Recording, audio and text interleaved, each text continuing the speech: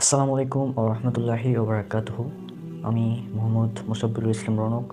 আশা করি আল্লাহ সুবহানাহু ওয়া তাআলার রহমতে আপনারা সবাই ভালো আছেন। আজকে কথা বলবো নামাজ সম্পর্কে এবং সালাত সম্পর্কে, সালাতের গুরুত্ব ইত্যাদি নিয়ে। এটা আমরা সবাই জানি যে আমাদের মুসলিমদের জন্য প্রতিদিন 5 ওয়াক্ত নামাজ ফরজ। 5 ওয়াক্ত নামাজ হচ্ছে ফরজ।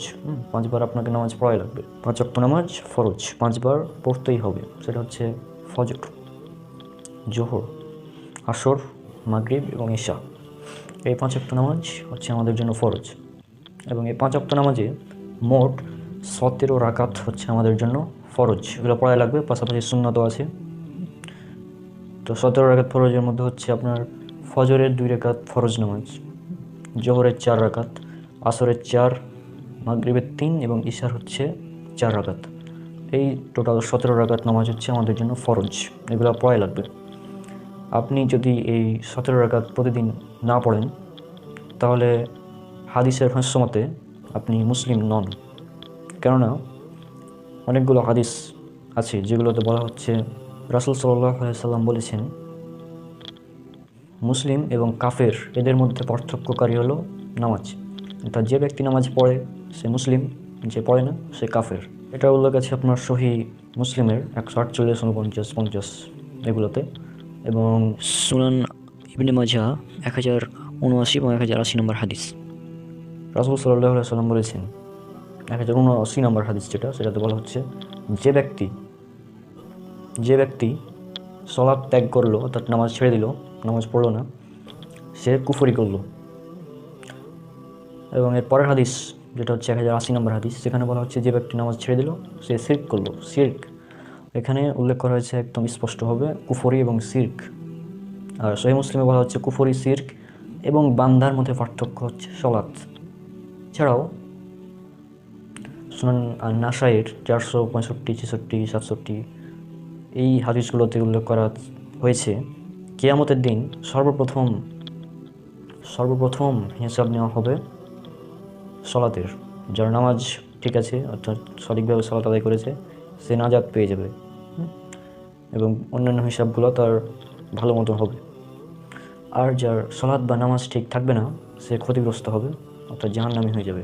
এছাড়াও পবিত্র কোরআনে অনেক জায়গায় বলা হয়েছে, সূরা মুদাসসির এর 41, 42, 43, 44 এই আয়াতগুলোতে উল্লেখ করা আছে যে তাদেরকে জিজ্ঞেস করা হবে, ফেরেশতারা জিজ্ঞেস করবে যে কিসে তোমাদের জাহান্নামে নিক্ষেপ করলো, কিসে তোমাকে জাহান্নামে নিক্ষেপ করলো?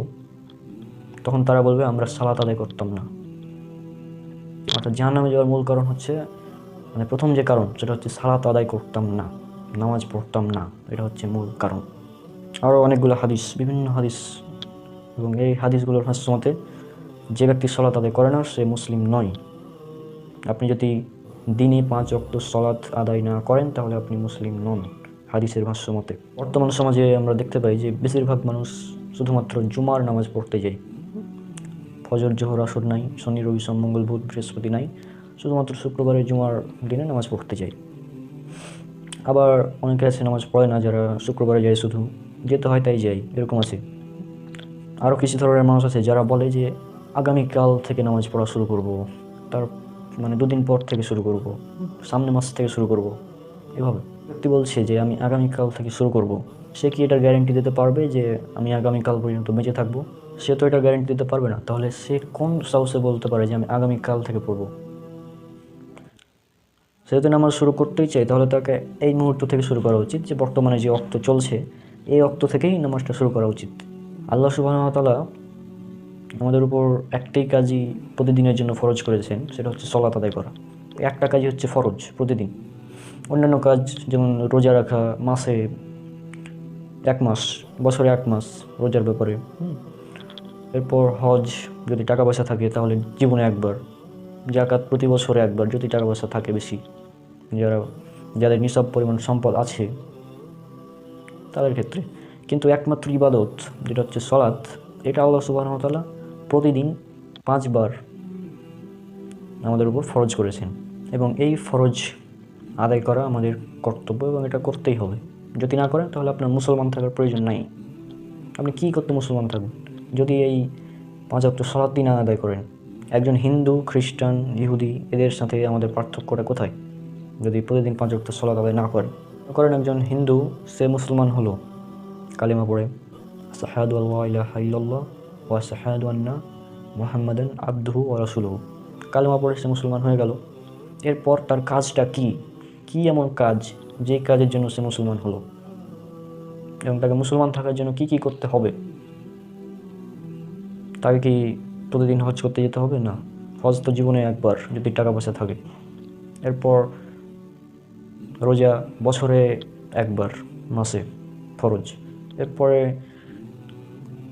জাকাত প্রতি বছরে একবার, যদি বেশি টাকা পয়সার মালিক হয়। কিন্তু সলাৎ বা নামাজ এটাই একমাত্র ইবাদত যেটা ধনী গরিব, ছোট বড়, সুস্থ অসুস্থ, যদি জ্ঞান থাকে, যে ব্যক্তির জ্ঞান আছে তার উপরে ফরজ। এবং প্রতিদিন 5 বার, শুধু শুক্রবার না, শুধু শুক্রবার জুম্মার সময় না, প্রতিদিন 5 বার হচ্ছে নামাজ ফরজ। এটা পড়াই লাগবে। আর যদি না পড়েন তাহলে হাদিসের ভাষ্য মতে আপনি মুসলমান নন। আজকের এই ভিডিওটি দেখার পর আশা করি যারা বেনামাজি ছিলেন তারা এখন থেকে নিয়মিত 5 ওয়াক্ত নামাজ পড়া শুরু করবেন। আর যদি শুরু করতে নাও পারেন, তারপরেও আল্লাহর কাছে দোয়া করবেন যেন আমরা 5 ওয়াক্ত নামাজ পড়তে পারি প্রতিদিন। এই দোয়াটা আল্লাহ সুবহানাহু ওয়া তাআলার কাছে আপনারা করতে থাকবেন। ইনশাআল্লাহ একদিন আল্লাহ সুবহানাহু ওয়া তাআলা হেদায়েত দিলে আপনারাও 5 ওয়াক্ত নামাজ নিয়মিত পড়তে পারবেন। আজকের ভিডিও এখানেই শেষ করছি। আমার জন্য অনেক অনেক দোয়া করবেন। ইনশাআল্লাহ দেখা হচ্ছে পরের কোনো ভিডিওতে। আর এখন থেকে প্রত্যেকেই আশা করি 5 ওয়াক্ত নামাজ পড়া শুরু করবেন, যারা পড়েন না। আর যারা পড়েন তারা তো আলহামদুলিল্লাহ। আর আমার জন্য দোয়া করবেন যেন ভালো ভালো ইসলামিক কন্টেন্ট আপনাদের উপহার দিতে পারি, এবং আমার ইউটিউব চ্যানেল সাবস্ক্রাইব করে রাখবেন এবং ফেসবুক পেজটা ফলো করে রাখবেন। তো দেখা হচ্ছে পরের কোনো ভিডিওতে। তখন আল্লাহ সবাইকে শান্তিতে রাখুন। আসসালামু আলাইকুম ওয়া রাহমাতুল্লাহি ওয়া বারাকাতুহু।